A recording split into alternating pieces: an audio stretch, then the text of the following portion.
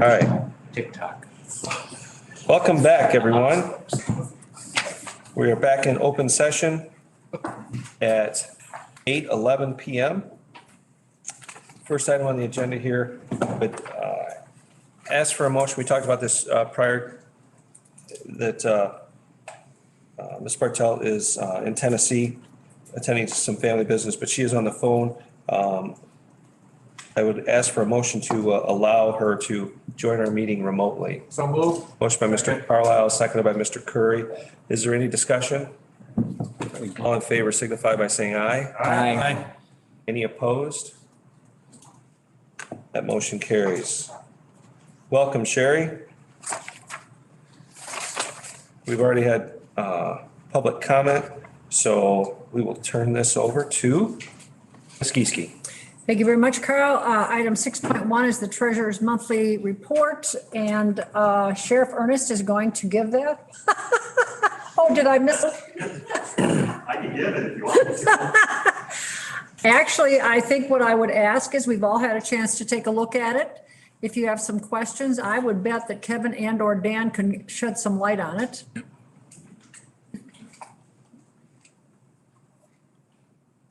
I've read it. We got off the hook then. Yeah, we did. All right. Would you, Sheriff, would you please thank Kurt for me? Sure. All right, next is 6.2 admin monthly financial report. Take it away, Dan. So not too much to report on tonight. The data in front of you represents numbers through September of 2021. So 2 months to go on the fiscal year. Everything, revenues continue to really do well. Sales tax, income tax, expenditures are right on track. We're at 1% over last year.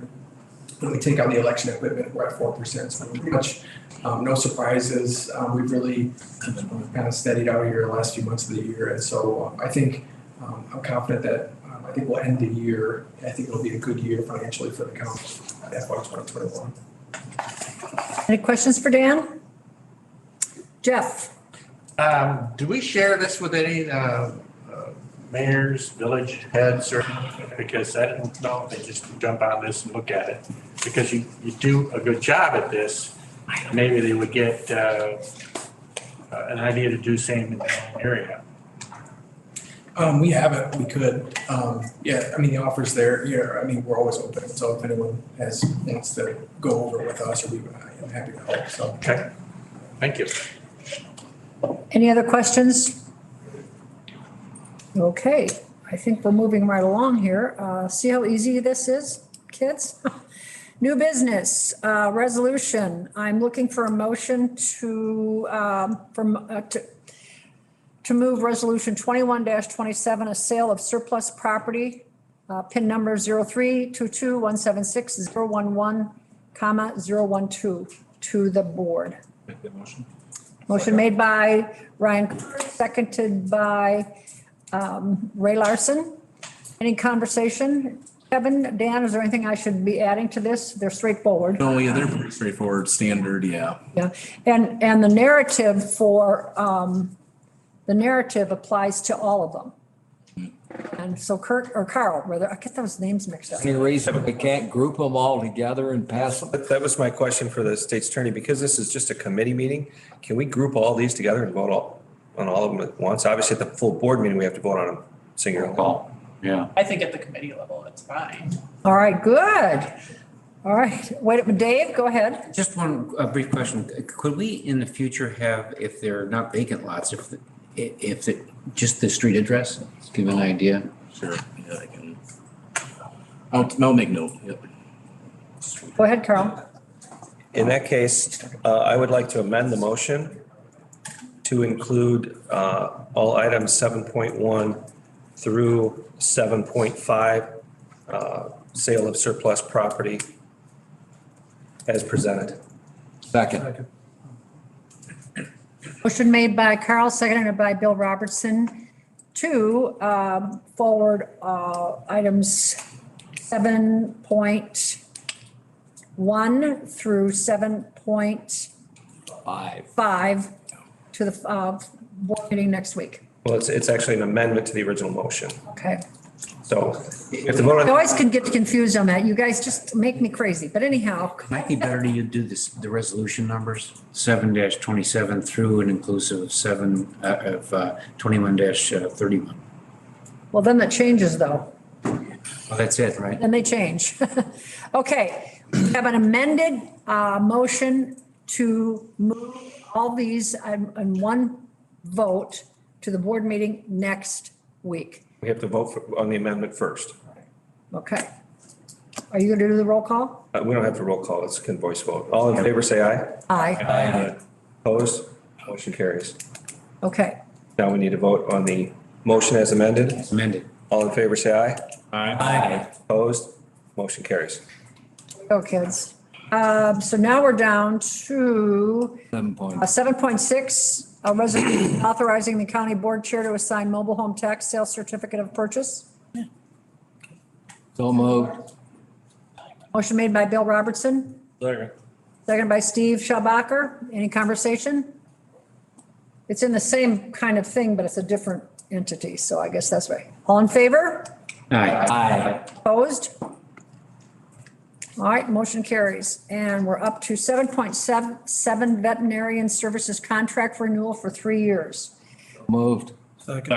Motion made by Bill Robertson, seconded by Ryan Curry to approve this 3-year contract. Kevin, you want to take it, or we have Rick? Yeah, we also, Any questions for Rick? no kidding. Yeah, so Rick can speak to some of this too, but when we endeavored to find a new veterinarian for the county's statutory requirements to have a vet on staff, the county board approved a 1-year extension for Dr. Lemon's contract with the caveat that staff go out and talk to the other vets in Boone County. And Rick did that, and he can talk a little bit about the process that he went through, and then we can stand by for questions. Rick, do you mind picking up that microphone? Thank you. Yeah. You can sit if you want. Of course, you've probably been sitting a little longer. Desk all day and I've been sitting here for going. Don't tell me. All right, we'll keep it between us. No longer than anybody else. I was going to anyway. just say. So like Mr. Catlin said, I went to the other 2 vet clinics here in the county, Poplar Grove Vet Clinic and Belvedere Family Pet Clinic, and met with the veterinarians at both of those organizations. Went over the duties of the position, requirements that would be required of those gentlemen if they accepted the positions, and Dr. Probst at Belvedere Family Pet Clinic had previously been the county veterinarian a number of years ago, so he was already familiar with what it entails. But anyway, both of these gentlemen declined even discussing any further the possibility of doing business with the county at this time. Dr. Probst does employ 1 veterinarian under him, but he's very busy and doesn't feel that he would have the time to commit to the position at this time. And the doctor up at Poplar Grove is there on his own. He just doesn't have the time to commit either. So as far as State Street Animal Clinic goes, I was here a year ago and talked about it, and like I reported to Catlin in recent conversations, I feel the same way now as I did a year ago. In a year ago, I had really only been here for a couple of months, but when we were having this conversation, but I've had a lot more interaction with Dr. Lemon and his organization since then. So I feel like I'm in a better place to talk about it now than I was a year ago. And I feel the same way now as I do then. And we have a good working relationship, both him and I personally, my staff with him, and with all of his staff. They're always very attentive to our needs. Like I've reported on before, we can drive up to the back door and walk in with an injured animal and get seen immediately. We're getting vet service at that clinic much faster than any citizen would be able to. People are getting scheduled out a week, 2 weeks, sometimes longer than that. We can get service very, very quickly. I feel that we're getting an excellent value from Dr. Lemon and his organization for the money that we pay him. So. Any questions? Kevin, do you have something to add? Real Okay. quick, because I know a concern had come up from, I had spoken to board member Bartelt. We did you have to remind me, Rick, I think it was Dr. Probst that said, I can't remember which. The Dr. Malik up in Poplar Grove. You're talking about in regards to the spay neuter procedures, yeah. Sorry. So when I met with Dr. Malik up in Poplar Grove, he did say that what he is willing to do is, if necessary, say State Street was going to have a hard time getting a spay or neuter procedure scheduled, within a few days. And sometimes we do have to schedule those things out a little bit, but he can do one a day for us and says that he is willing to do them at the same rate that Dr. Lennon is charging for those procedures. Would like to extend that opportunity to the county. So I let the ladies know that. So normally we're using State Street for those. And if they're calling to make an appointment for a spay or neuter procedure and they can't get to it within a few days, then we'll call Poplar Grove and they'll do that. Idea. So Good thinking. Yep. Dave? I hate, sorry to bring this up at a late moment, but my family has 3 animals that are served by State Street, just for the state's attorney. And is that a conflict? Is that something I should abstain from? I don't think it's an actual conflict. If you don't feel comfortable. No, I've never met with Dan. And I don't use, Yeah, I mean, you don't have any, interest in State Street Animal Clinic. Curveball. I don't have any problem with that. Nope. Are they dogs or cats? Yes. Two cats and a beagle. And if that beagle was on this board, then we'd have an issue, Dave. That's right. Any other questions or comments or a Band-Aid to put over my mouth? But anyhow, for Rick? My only comment is, I don't know why we don't give the guy a raise, but that's just me. I mean. It's a good point. When I spoke to him, he was willing to, he actually advocated to stay at the same, he's the one who proposed it. So, I think that he just loves working with the county and wants to do the service, so. Well, and just so you know where my snarkiness is coming from, the next topic is going to be audit services and look at those raises. And I'm thinking, wait a minute, we're taking advantage of this guy that likes being here and does wonderful stuff, and we're going to pay him the same measly amount we paid him for 13 years, but wait till these auditors in my come. conversations with him, he's indicated to me too that he enjoys Yep. providing the Not money. service. It's something that the law says we have to do, and he enjoys doing it. It's great. Our organization and his, in the year I've been here, have gotten along very well, and that was that contributed significantly in my endeavor to get the extended contract so that we don't have to do this every year. Kidding. And thankfully, Kevin thought that was a good idea also. So. Any other comments or questions for Rick? Wants to make that motion? Motion made by Ray Larson to move the veterinarian 3-year term contract to the county board next week, and who seconded it? Okay. Jeff Carlisle, second by Jeff Carlisle. All in favor? Aye. We don't have to do that. Well, there's money, but we'll cover that. Just at the full board, yeah. Okay. All right. My favorite here, audit service 7.8, audit service extension with. Move we approve the extension. Second. Any discussion? Any questions? Any discussion? All in favor? Aye. Aye. Any opposed? Motion carries. Let's see, here we go. This is a tough one too. Ordinance 7.9. We're looking to move, make a motion to move ordinance 2116, the law library fees, to the county board for approval next week. Questions or, all right, Dave Wiltsey, question, or motion made by Dave, second? Second. Second by Bill Robertson.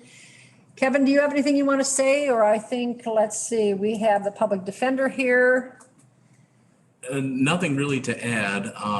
I know this really originates out of the circuit clerk's office, and the next resolution to follow is essentially aligns with this proposal. So. Discussion? All right, all in favor of moving this onto the board? Aye. Any opposed? Motion carries. Item 7.10 is similar. It's resolution 21-25, establishing civil fees and criminal and traffic assessments to be charged by the clerk of the circuit court. For motion to move that to the county board. Jeff Carlisle made the motion. Second, Rodney Riley. Any discussion? This is the one with about 47 pages behind it. And I remember that first came, oh my goodness, I thought I was being exercised. I wanted to try to explain it. Any other conversation? All in favor? Aye. Any opposed? Motion carries. Hang on a minute, you guys, I lost my, goodness, let's see, what are we doing? 7.11 is ARPA funding overview and initial plan. And I can turn that over to you, Kevin? Yes, and I'll probably have Dan assist me if needed, and we'll just run through this topic. So the ARPA stands for the American Rescue Plan Act of 2021, and I know that we're all familiar with that a little bit by now. The county treasurer at least updated the county board when that first tranche of funding came through. And so that's directly related to this American Rescue Plan Act. And so we can kind of just go over really briefly here sort of the purpose behind that act and why we received this funding. So the county of Boone was allocated $10.4 million, and that was back in May. We received that first tranche of funding again in May 21st in the amount of $5.2 million. And that's since, if you've looked at the treasurer's, is sort of matured a little bit. So there's some interest money that's in there, but nonetheless, $5.2-ish million that we have currently, with the other tranche, the second half, supposed to be coming approximately summer 2022, around the same time that we received the first tranche, so May through July. Nonetheless, we'll have 10.4 when it's all said and done. There's Treasury guidance on this funding that regulates and sort of it describes how we are able to utilize that funding, and it's heavily regulated, and that's actually one of the things that Michelle will be assisting the office with is actually monitoring this funding, because it requires pretty stringent document or record keeping, so to speak, and documentation. So and reporting.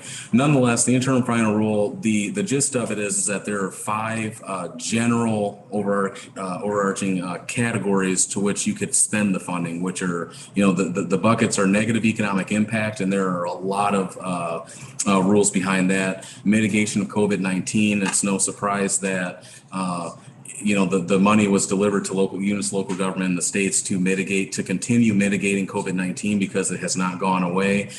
There's a bucket of money in there for premium pay for eligible workers. If you recall, when the county first declared, so to speak, an emergency, they declared all county employees essential workers. So that's what that kind of goes for. There's money in there, or at least allocation in there, for government services lost revenue. The thought was that due to the pandemic, there were various units of local government that realized revenue lost because people were out of work. People weren't buying as much, although people were buying a lot of toilet tissue, so that made for the lost revenue for the most part. Nonetheless, that's in there. And then the other one really deals with what we title infrastructure. So that's your water, sewer, and broadband. And so you'll see that we have some recommendations for that. Although we don't, as the county, deal with a lot of the water sewer, we do have some interest in broadband. Just kind of scrolling down to some ICMA research, they reached out to approximately at this time, and the survey is still open, but I believe they've already surveyed around 600 city and county managers and administrators, and tried to look at what categories units of local government are spending this money. And so what I actually, my philosophy was, be strategic, think equity, think big picture, and then kind of be patient. Actually I had a conversation with the chairman right before the meeting. We don't need to spend this money like yesterday. We have plenty of time to spend the money. We have plenty of time to develop a plan. However, there are some priority needs that we'll discuss tonight that we should move forward. Nonetheless, we have plenty of time to figure this thing out. So we've been compiling a list of one-time purchases because, again, this is one-time money. So our thought is that we solicited a request from all departments, in that we prioritized those, in that we looked at if these were eligible for one-time spending, because we don't want to encumber ourselves for years and years out with one-time money. Just really quick highlighting the survey, which continues on 2 pages here. Infrastructure was highlighted as a top priority, but then overall, more than half of the respondents anticipated replacing that lost revenue, which you all will see that Dan was able to calculate. It was a very time-consuming calculation, actually. I think it took like 3 days. So to do very complicated to do that, and you have to do it across all funds in the county. And then also direct recipients like us that receive this direct allocation from from the feds are being steered to drive negative economic impacts of the pandemic, and then also supporting public health expenditures. And then lastly, looking at planning around the money, a lot of planning driving the use of the funds is capital improvements. So anyway, that's what the research has shown so far, that units of local government are using the money heavily for capital improvements. And we've discussed those before: the sheriff's office, the jail, the corrections, corrections, courthouse, and other buildings around the county have HVAC units that are 30 plus years old. They need to replace. This money is directly eligible to utilize to satisfy those. As discussed, just recently, Dan completed our lost revenue projected across all funds, and a lot of calculations and historical data went into that. This is just a summary page of that. If we showed you guys the spreadsheets, your heads would start spinning. But nonetheless, across all and this is just for year 2020, across all funds, we realized a revenue reduction of $595,000. Other units of local government are, I could give you an example like Peoria County. I've spoken to the county administrator. They're realizing a revenue reduction or revenue loss, what we call it, of like $32 million. So again, there's a lot that goes into computing this, and in ours, if you recall, when Dan goes over the financial projections, we've been realizing that we have been doing better than what we have projected, and so that's why our numbers so low. We've been actually collecting more tax revenue and or sales tax, property tax, things like that. So nonetheless, that's still our number, and we can still claim that funding.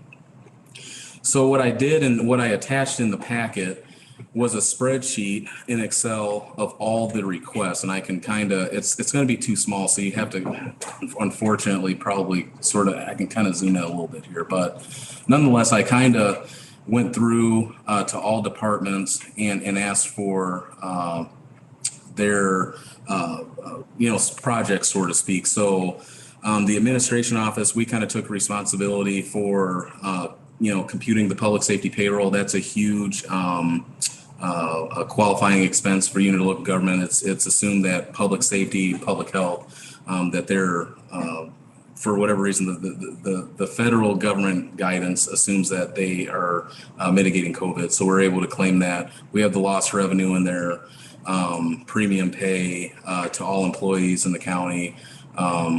We have just all these other items. So you look at all these departments. The county clerk submitted some things. We have county buildings, that's all your AC, highway department.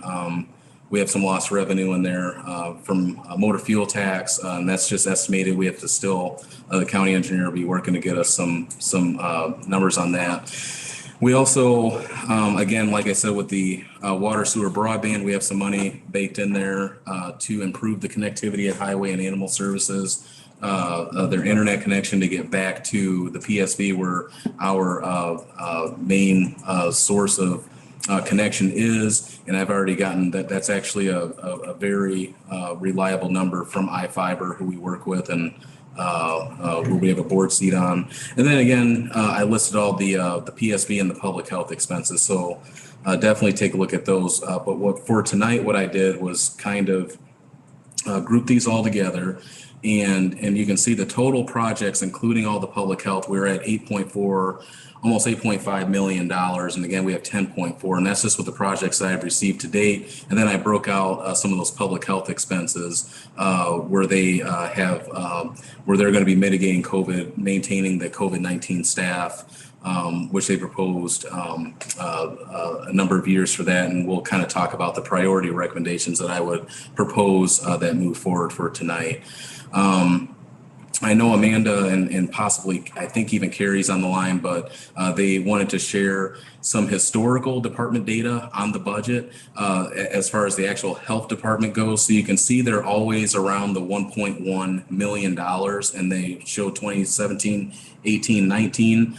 And so the next slide, what it shows is what COVID did to their budget, which added expense. As you can see in the column, the first column, it's all grant covered.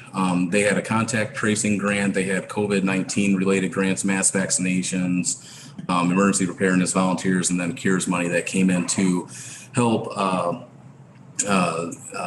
assist them in mitigating COVID nonetheless. But that's what COVID has done to their budget. So it's actually increased their budget from the 1.1. Well, from 2020, the 7 months through the 9 months of this year, it's been an additional $1.1 million in trying to mitigate COVID with all the staff and the contact tracing and the mass vaccinations that they've been doing. So we wanted to include that in here so that the board can understand the request that is being brought forth tonight. So what we recommend that the board consider for tonight to move forward to the county board are these items here. We think for sure that the Highway and Animal Services departments, they have an unreliable internet connection. Actually, what they have there is sort of a, I don't even call it makeshift, but it's like a satellite beaming back to the PSB to get them proper connection. Sometimes their phones cut out, especially at the highway department. It's just an unreliable service. So we'd like to get them hooked up to proper fiber connection. What that would also do is lay the groundwork for the senior care home facilities to also tap into that too. So it provides a community resource for those facilities, Maple Crest and I can't think of the name of the other one. Heritage Woods. I knew it was Woods something. So that's what that does. We would also recommend claiming the public safety payroll. It just makes sense. What that does, all public safety payroll is paid out of the general fund. This would go back into the general fund reserves. That's how we grow in our reserves. The lost revenue also goes back into the reserves of the general fund. And then the county board can decide how that revenue then gets dispersed out to the other funds such as highway, some of those other enterprise funds. There's also in here, we propose premium pay for eligible workers. As you know, again, the county board declared that all county employees were essential. Nonetheless, it's what a lot of units of local government are doing are trying to recognize the hard work that all employees have been completing through the pandemic. It's not uncommon for this to be in there. Actually, all the colleagues that I've spoken to have said it's boosted morale. It's recognizing their service during the pandemic, and that's why the money is in there, and that's why the justification is in there within the law to do that, to recognize eligible workers for their hard work. And then lastly, the health department request. if you look at the spreadsheet, there's a lot of requests in there from the health department. And in fact, a lot of their requests for the salaries are for a 3-year period. What I proposed in working with Amanda and Carrie were to fund the COVID-19 related staff and their nurses that will assist with vaccinations for a 1-year period. And we can discuss this more in detail because I know there will be questions. Their requests are on a reimbursable. It's a reimbursed proposal. As you saw on the slide, the former slide, they typically have grant funding available for COVID-19 mitigation, but those grants are running out and they will apply for those grants when they become available. But for now, they're afraid that they're going to lose staff because there's no guaranteed funding identified right now.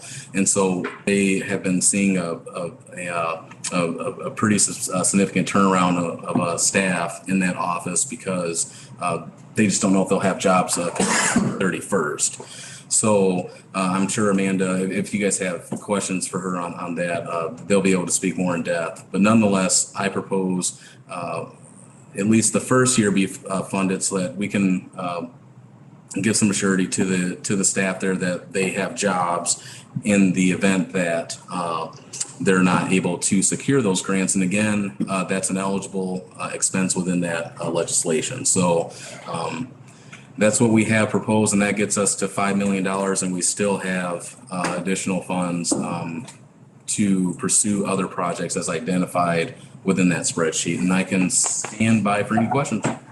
Any questions for Jeff? Yeah. The iFiber thing is something I think we absolutely need, not just the animal services stuff. I think everybody, so we could connect our entire system up with iFiber. Yes. So all of the other counties, so this entire campus and obviously the PSB corrections, all of them, every other county facility is already on iFiber. And so this proposal will get our other 2 buildings on there. Yep. Okay. Other questions for Kevin? I have a quick one. So premium pay for eligible workers. If it's $2,000 per worker, that means all 260 employees would get this? Yeah, this is just a high number, to be honest. So I think we would have to look at, if we would like to give that to part-time staff, and so that includes everyone.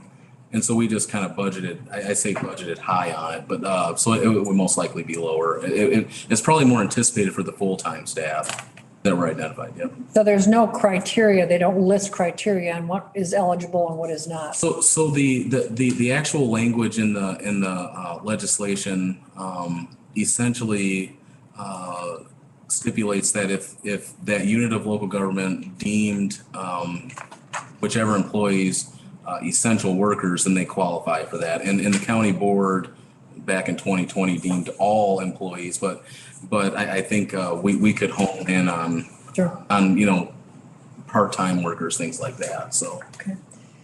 Anything else for Kevin? Carl?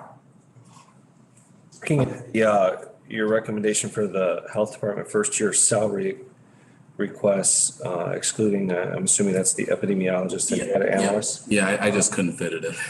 Right, so 846,000 salary requests.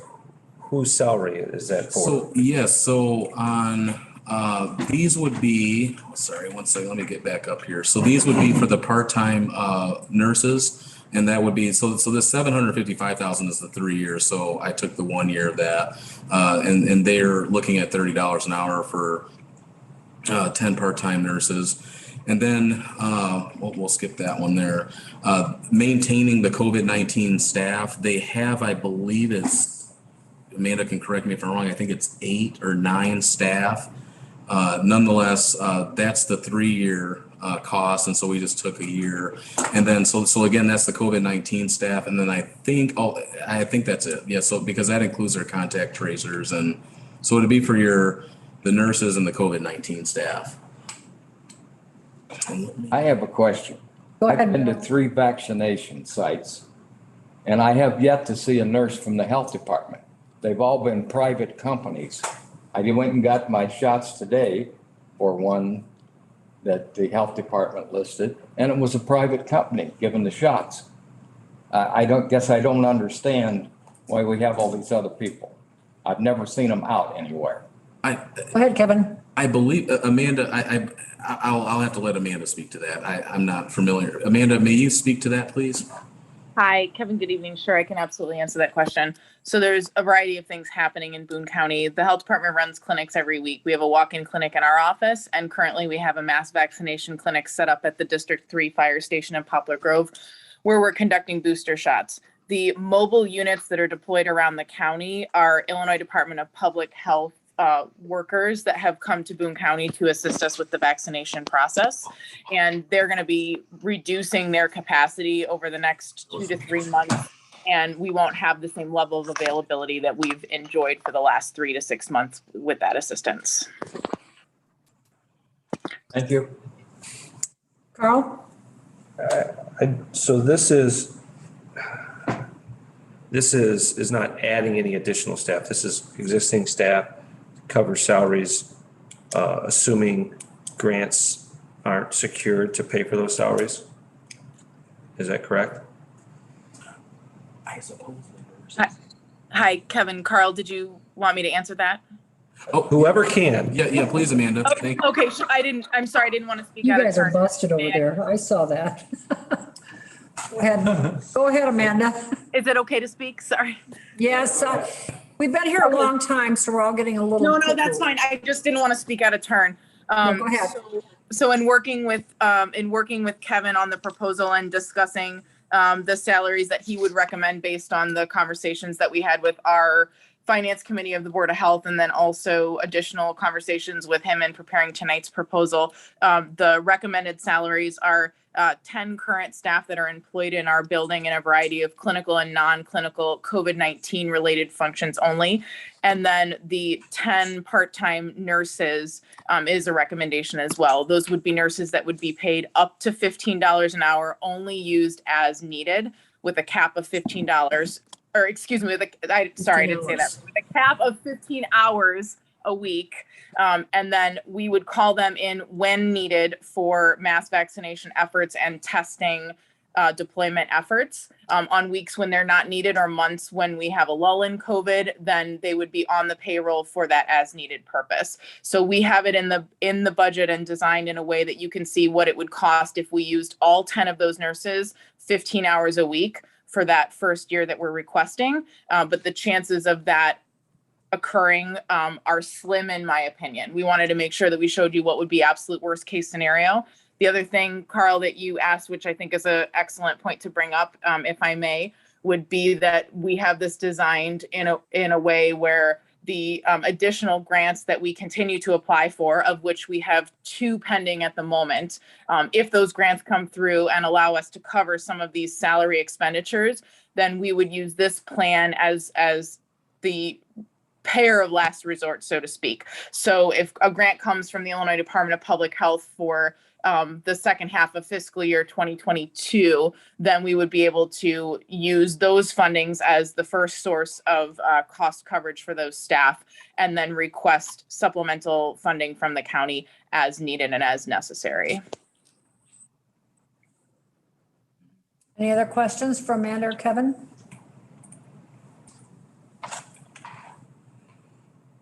Go ahead, Carl. I've just got a statement. Just regarding all these funds, I've told Vice Chair Gieske this, I've told Kevin this. I want to make sure that we as board members look at this money as though it's in our own bank account.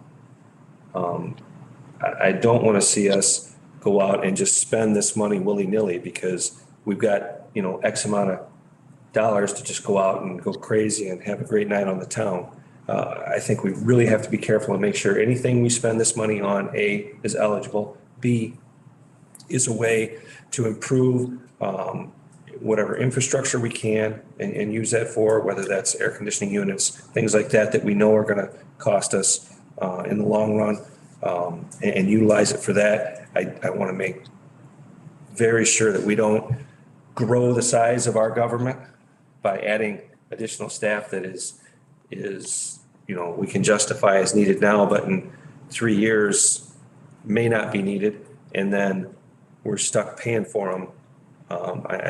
That's not what our taxpayers want us to do. They want us to spend this money wisely, and we just need to make sure we do that. Anything else? I have a quick question. Am I correct in your memo? I think, Kevin, you said that we have until 2024 to spend these funds. Did I read that right? So I believe we have until 2024 to actually obligate the funds. Obligate. So basically develop a plan to spend the funding. I believe it's 2027. Yeah, 2027, we have to actually expend the funds. Okay. Plenty of time, yeah. So I'm just going to add my 2 cents worth. While I think there's some things on this priority list, priority projection recommendations that are absolutely needed, like the I-fiber and that sort of stuff, I'm all for sitting on this money for a while. It's going to burn a hole in our pocket, I know that, but so that we could chew on some of these things a little bit more. Since we've got some time, I just think that the ones that look really necessary. And the sheriff comes to us all the time and whining because he doesn't have enough buckets. WIN. But I mean, we have some things like this that I think we should just think about this more before or moving this forward. Does this mean this is a done deal or? I suppose at the board meeting, you could, choose? you could tell us, which, so I guess, and I just wanted to provide some clarification. So in this priority request recommendation, I guess what's in here, just keep in mind that the public safety payroll and lost revenue, that just goes back into the general fund. The Right. money it can just sit in our reserve. That doesn't, so the only things that are really going to like actual projects would be that broadband for highway and animal services. The premium pay would go out basically, at a time to be determined, probably December 1st or something. So that would go out the door immediately. And then the health department are set up as reimbursed. And then that first year wouldn't really start if they could not get the grant, that would start January 1 because their funding goes through December 31st. So, nonetheless, so I know this, so I guess what I'm trying to say, this $5 million is almost artificially, it almost gives you a false perception because $3.3 million or even 3.4, that's still in the bank. So to speak, right? Because that's just going back into reserves. The other projects will, kind of go a little quicker. So to summarize, and then we'll move on. So the only funds that are actually going out the door will be for the broadband and the premium pay. Yep. And the rest of them, we're going to have banked, the 3.3 million or whatever is going to be banked. Yeah. And then Amanda is going to just request on an as needed basis. I just want to make sure we all have that clear. That's exactly right. Yeah, I just wanted to make sure that was communicated correctly. So, yep. Okay. Kevin, Sherry, if I may. Oh, yes. Go ahead, Amanda. I'm sorry if it's okay if I speak just quickly again. I want to reiterate too, because I want to make sure that the board is clear that none of the positions that we're requesting on a reimbursement basis and on an as needed basis are considered permanent positions in our office. These are not nurses that hold permanent status, are not staff members who expect to be employed for decades to come. These are not positions that are even figured into our normal organizational chart. These are COVID response temporary staff members. And as COVID ebbs and flows, which I'm the first one to want to get on the off ramp for COVID to slow down again, I can't wait for that time to come, then these positions fluctuate as needed. We have gone through lulls in the time that we have been responding to COVID where we have laid off staff as appropriate based on workload. And our plan would be to continue to function using taxpayer dollars appropriately to that end going forward. So this wouldn't function any differently than the way we've been treating temporary staff in our building. And these are not their offer letters specifically say this is for COVID response activities. This is a temporary position. There's no guarantee of employment. And Illinois is an at-will employer, at-will state. We're an at-will employer. And we stipulate that very clearly in our offer letters. And we would continue to do such with these employees. Thank you, Amanda. And maybe a miracle will happen and this will all go away. And you won't need anybody.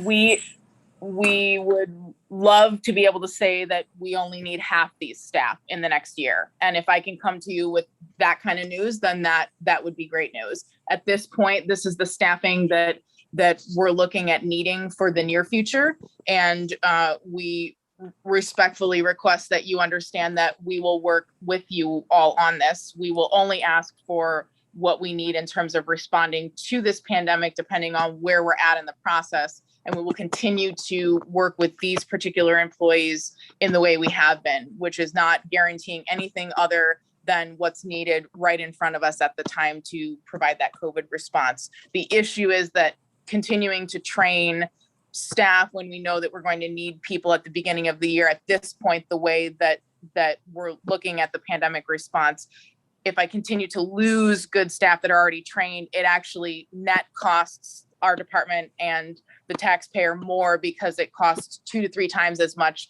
to replace a position and retrain a position when we have a good solid person already working in it. Anything else?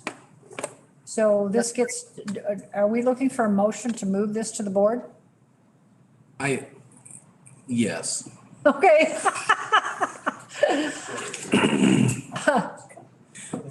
Would someone like to make a motion to move this ARPA priority request to the board for approval next week? Make the motion.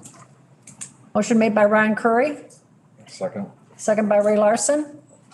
All in favor? Aye, please. Aye. Aye. Any opposed? Motion carries. Okay. Goodness, kids, we're up to 7.12, the budget review. Kevin, I'm gonna let you pick, or Dan, are you doing this, or is Kevin, or is it a tag team? He passed it up to me apparently. No, I'm just kidding. No, so.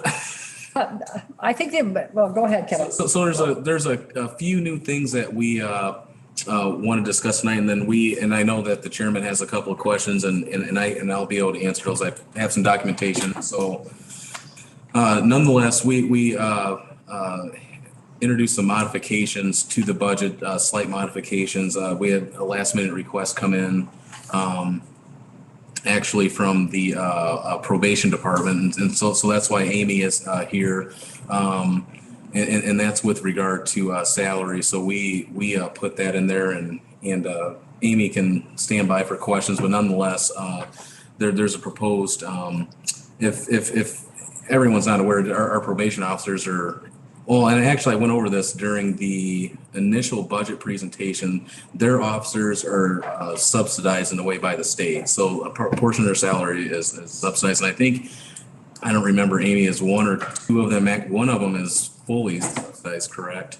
5 of them. 5 officers are fully subsidized, Yeah. 2 are partially. 2 are partially. So, yeah, so nonetheless, looking at market comparisons and just the regional aspect of what they do, and the partners associated with the work that they do, that they're slightly, well, probably woefully underpaid, but what this does is bumps them up $2 per hour, which they'll still be underpaid compared to our neighbors. So nonetheless, it kind of recognizes and tries to do some external equity, moving them closer and comparable, so that way we don't lose them to neighboring agencies that are, less than 10 miles away, and they can just drive and make, $5,000, $6,000 more. So that's kind of new in there. And so that's what's attached in the within this budget.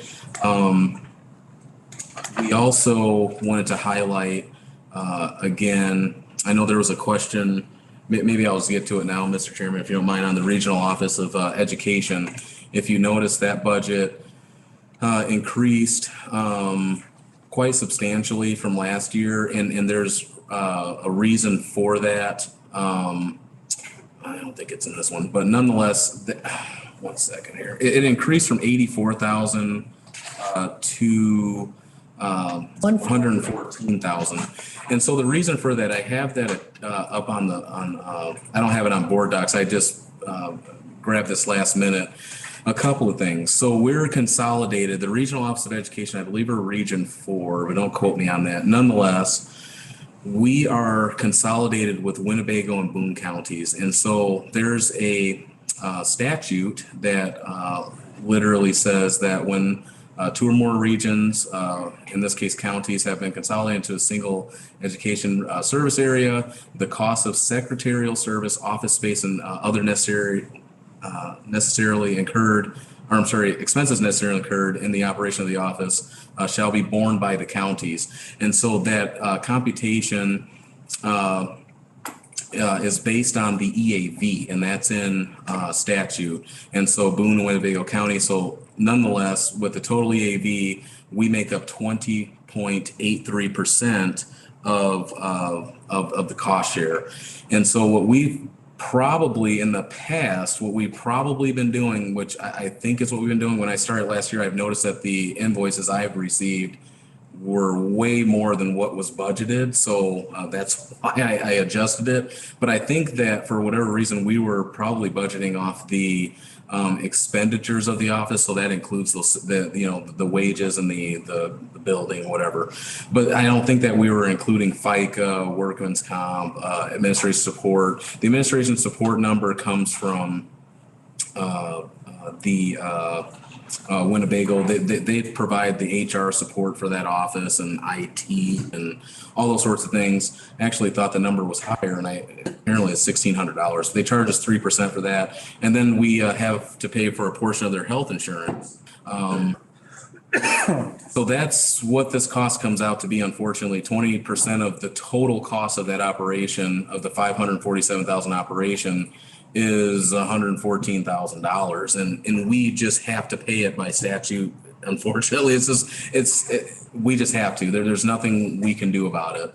I know there's probably questions as to whether or not can we just not pay it. I bet you could, but I would assume that we would probably be taken to court. So, and the statute's pretty clear that we have to pay it. So it's unfortunate, and so that's why the budget reflects that substantial increase and takes away from other necessary things that we need to do in the county, is because it's just that we have to, as statutorily required. So I hope that unfortunately answered the question, that question. And then otherwise, I think that's actually all I had that was new. I'm sorry. In the highway department, we did receive a request from the county engineer to bump up. I believe it was I can't remember. Training. Thank you. Training was bumped up a little bit because there's a conference that he'll be attending. So that was bumped up. But other than that, nothing else has changed. And then we can stand by for any questions. So. Questions for Kevin? Carl? Just a comment. I know that the highway department has taken the hit for several years in our budgets, because that's where we could borrow money from basically to keep everything else going. So I like that you bumped their funds a little bit, tweaked them up a little bit for the highway fund and the bridge fund. But I'd like to see if there's any way we can even bump those up a little more. Yes, and so the county engineer actually proposed those increases. Those are what we received. We can certainly do that. So again, this budget, I guess, and thanks for Board Member Curry just reminded me. So we can certainly do that. We have room. This budget assumes that we do not actually increase the property tax levy. So again, I think we highlighted last time that saves, I think it's around $235,000. There, we could theoretically and quite literally increase we could go to the max PTEL limit that we are allowed, and we could obligate those funds to, or a portion, whatever portion the county board wanted to do, but it would just reduce that impact that we that we proposed, but that there's an option there. We can cut from the general fund, but you guys would have to tell us what to cut. There's a lot of capital improvements in there that haven't necessarily been in there before, but we have that list up there. And so that would free up some of the general fund money identified. There's $541,000 in there from the general fund that could I guess, go back to the highway and bridge levies, but you guys have to tell us what in here to cut. I know the sheriff is, a lot of these are sheriff courthouse, PSB items, that are in absolute dire need of replacement. It's actually interesting. It's like all of these are sheriff. So, but nonetheless, a lot of them are. And so, yeah, we can do that. And, but just to reiterate, yeah, those were bumped up based on the recommendation of the county engineer, but nonetheless. Okay, thank you. Any other questions, comments? I guess I have to echo what the chairman has said, because for how many years, raiding the highway funds is what kept this county alive. So if we have any opportunities right now to, direct some back, because I don't know the exact number of bridges that still need to be replaced, but there's quite a few. So if we can do anything like that, I would suggest that's where the money goes, infrastructure. Any other comments or questions? Kevin, go ahead. What else you got on this budget? That's all I really have to discuss tonight. I mean, for the most part, everything is, it's really flat, so. Okay. Let's see. So we're going to place this, we need a motion to place this budget on layover at the October 21st board meeting. Make that motion? I don't think we even needed a motion. I think we just, at that board meeting, we just Says here, put on layover.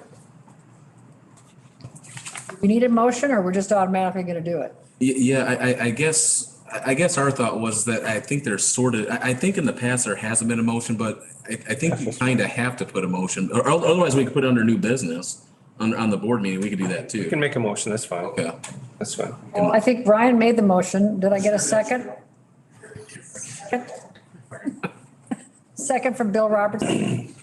All in favor? Aye. Any opposed? Motion carries.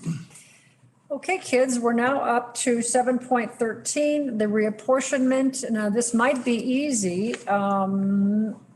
We just have to pick which map we want, right? We can fill in that, the ordinance.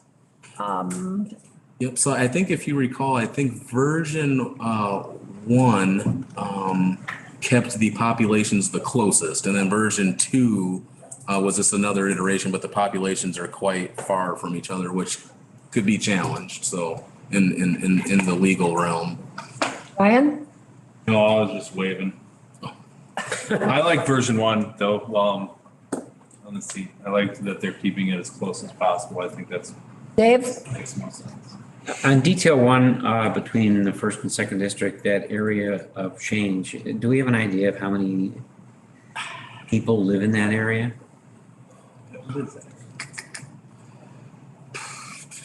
And I have the same questions down there on detail 2. There's a little like 2.5 block area there at one point, and then there's down in District 3 to the right. That's where that tree farm is at the end. Could be. Dawson Lake Road runs into 76 for the tree farm. I don't think there's a lot of people in there. I know that we can we can get that information. I don't think that we have it tonight though, but we can certainly get it by the board meeting. That's not a problem. We can have that ready. And actually, I don't think between 1 and 2, I don't think there's a lot of people in that area. But then I'd be just curious on detail 2 in version 1. You got a small 2.5 or 3 block area. And then you've got another District 3, there's a larger area, just get an idea of how many folks are in those areas. Well, I think if you look at version 1, the difference between the most number and the least number is only 10. And then, and the middle one is 8, so. Yeah, I'm just wondering, but it is, but I'm just wondering what it is in those areas there. Well, it's probably 8 or 10. I doubt that, I think it's probably more. I mean, what we're doing is, I think if we left it alone, the map would be off more, like version 2. So I was just trying to get. Oh, and version, yeah, I agree with you, Dave. Yeah. Version 2, So I'm just. Big change. That District 3, I think that's that same, in version 2, that's that same block there is noted, so anyway. So can we all agree on a version or do we want more information?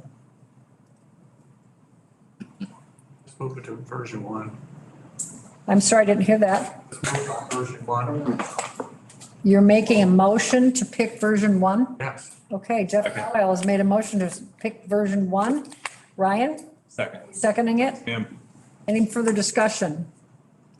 Perhaps we can get the information Dave wants from Tammy. We'll have it by the board. Yep, we'll get that out. Yep. Any discussion?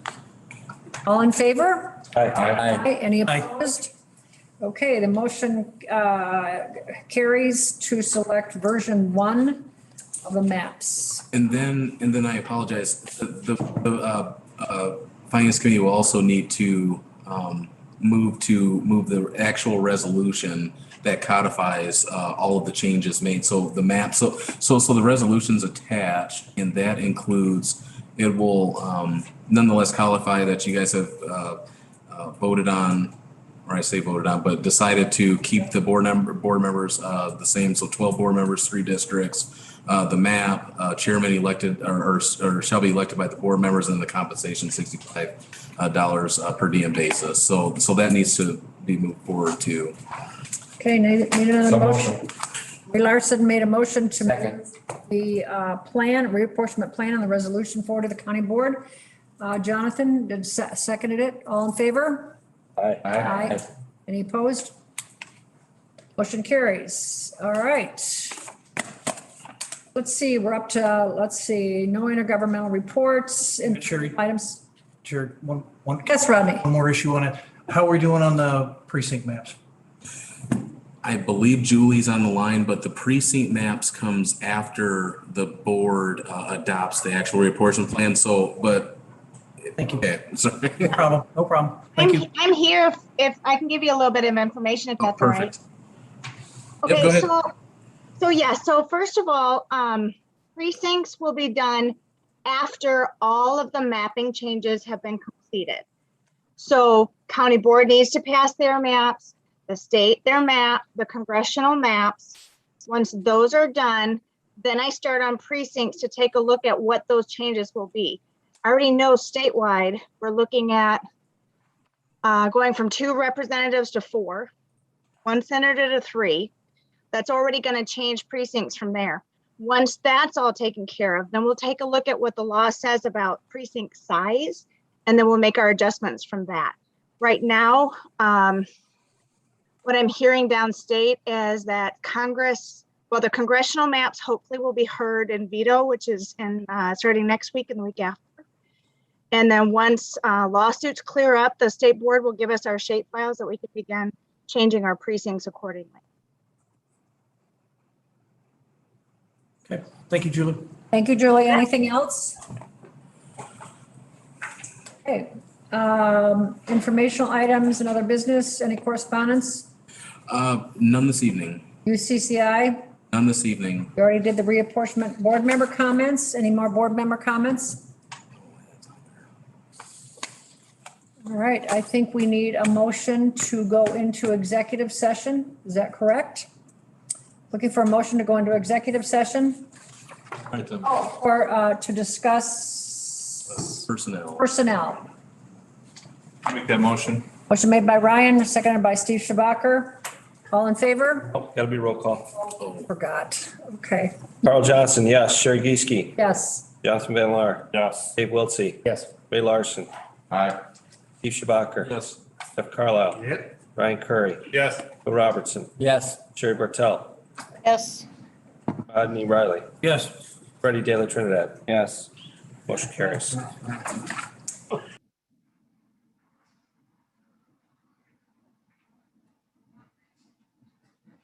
Going into, Executive session at 9:50. Start getting rolling.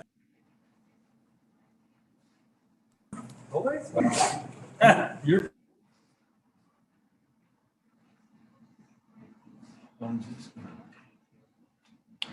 We're in executive session until almost 8 o'clock to do this, and this, because we had people waiting there. And then Dave Ernst came in with another